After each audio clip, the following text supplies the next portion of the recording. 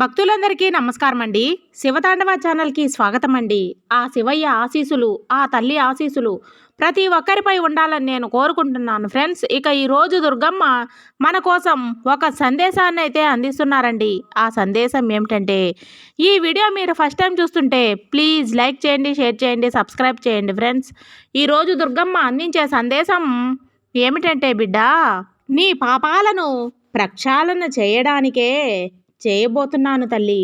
నీ ముందుకు వస్తున్నాను. నీ వంతు పనిగా ఈ ఒక్కటి చెయ్యి.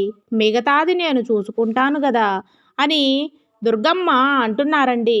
ఈరోజు దుర్గమ్మ తన బిడ్డల యొక్క పాపాలను ప్రక్షాళన చేయబోతున్నానని అంటూ ఉన్నారు. ఎన్నో రోజుల నుంచి అష్ట కష్టాలు పడుతూ ఎన్నో సమస్యలతో వేధించబడుతూ ఉన్నటువంటి తన బిడ్డలకు దుర్గమ్మ విముక్తిని ప్రసాదించబోతూ ఉన్నారండి. వారి పాప ప్రక్షాళన చేయబోతూ ఉన్నారు. వారి కర్మలను సైతం దుర్గమ్మ ఎత్తుకొని తన బిడ్డలకు ఒక మంచి జీవితాన్ని ప్రసాదించాలనేటువంటి ఉద్దేశంతో ఈరోజు దుర్గమ్మ ఈ సందేశం తన బిడ్డలకు అందించబోతూ ఉన్నారు. అయితే దుర్గమ్మ అనేటువంటి ఒక మాట ఏమిటంటే, ఈ ఒక్క పని చేసి పెట్టమ్మా, నేను చెప్పేటువంటి ఈ ఒక్క మాట విను. ఈ పని చేయడం వల్ల నీ పాపాలన్నీ కూడా ప్రక్షాళన అవుతాయి.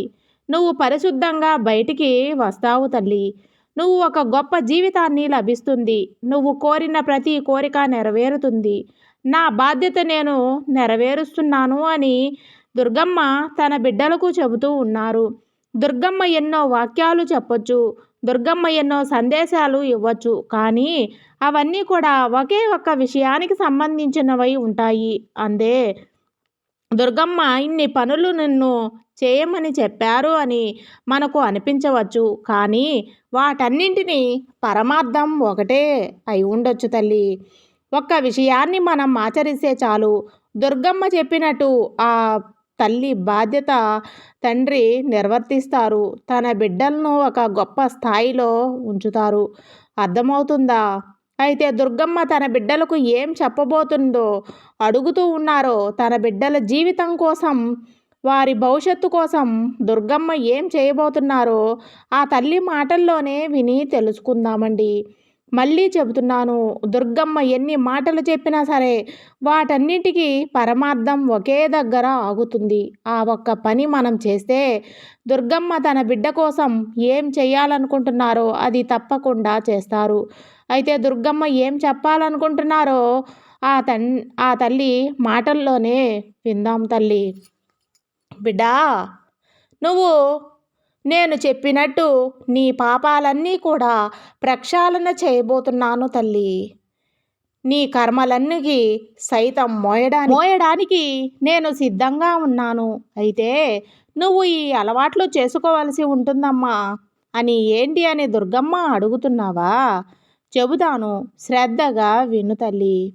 చూడు తల్లి, గోరంత పనిచేసి కొండంత ఫలితం ఆశిస్తేనే లేనిపోని దుఃఖాలు చుట్టుముడతాయి తల్లి.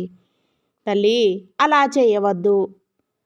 అయితే ఆశ ఉండవచ్చు, కానీ అత్యాశ తగదమ్మా. ఈ దుర్గమ్మ దేనికైనా నీ శ్రమ శక్తే మూలం అవుతుంది తల్లి. బిడ్డా, నీకు మించిన శక్తి ఈ విశ్వంలోనే మరొకటి లేదని గుర్తుపెట్టుకో తల్లి. దేనికి కూడా అనవసరంగా కలత చెందవద్దు. బిడ్డా, నువ్వు ఆనందాన్ని గ్రహించడానికి నొప్పి అవసరం అవుతుంది తల్లి.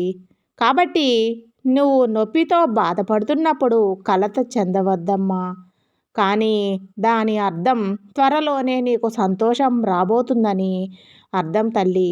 చూడు తల్లి, నా వద్దకు వచ్చే వారి కోరికలు తీరుస్తానని వాగ్దానం చేస్తున్నాను తల్లి. ఎందుకంటే కోరికలు తీరిపోతే మనిషి సంతృప్తుడై ఆధ్యాత్మికంగా దృష్టి సాధించి పైమెట్టు ఎక్కడానికే ప్రయత్నిస్తాడు. కాబట్టి ఏది మంచి ఏది చెడో తెలుసుకునే విచక్షణ జ్ఞానాన్ని పొందుతాడు. అప్పుడే జ్ఞానం కలుగుతుంది. అందుకే నా బిడ్డల యొక్క ప్రతి కోరిక నేను నెరవేరుస్తున్నానమ్మా. బిడ్డా, ఏ పనైనా సరే చేసే ముందు నిన్ను నువ్వు ప్రశ్నించుకుంటే నువ్వు చేసేది మంచిదా చెడ్డదా అనేటువంటి సమాధానం నీకు తప్పకుండా తెలుస్తుంది తల్లి. ఈ తల్లి నీకు దగ్గరుండి మంచి పనులలో సహాయం చేస్తానమ్మా. తల్లి, పరమాత్మ అంటే ఏదో గుడిలో రాయి అనుకున్నావు కదా, అనుకుంటూ ఉన్నావు కదా. కాదు తల్లి, పరమాత్మ అంటే అన్ని కాలాలలో ఉన్నవాడు, నిన్ను నడిపించువాడు, నిన్ను నాతో నడిపిస్తూ ఉన్నవాడు.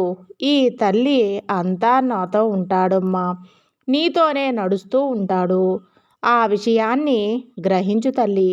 ఇది ఎప్పుడైతే నీకు తెలుస్తుందో అప్పుడు దేనికి నువ్వు భయపడవు బిడ్డ. ఈ దుర్గమ్మ నీ వెంటే ఉంటే నీకు సంతోషమేగా తల్లి. బిడ్డా, నేను అన్ని కాలాలలో విశ్వమంతటా వ్యాపించి ఉన్నానమ్మా. నేను నీ హృదయంలో కూడా నేనే సంజీవిగా బ్రతికేస్తూ ఉన్నాను. నా కోసం ఎక్కడెక్కడో వెతకాల్సిన పని లేదు తల్లి. నన్ను గ్రహించి పూజించు బిడ్డా.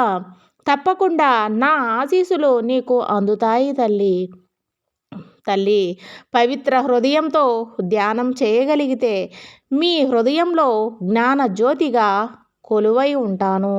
పరమాత్మకు మరొక రూపమైన అంతరాత్మను చూడటం సాధ్యమవుతుంది. దీనిని సాక్షాత్కారం, సస్వరూప దర్శనం అని అంటారమ్మా.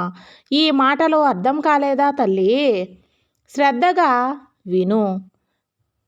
స్వచ్ఛమైనటువంటి మనసుతో, పవిత్రమైనటువంటి హృదయంతో ధ్యానం చేయగలిగితే అదేనమ్మా. సర్వే జనా సుఖినో భవంతు.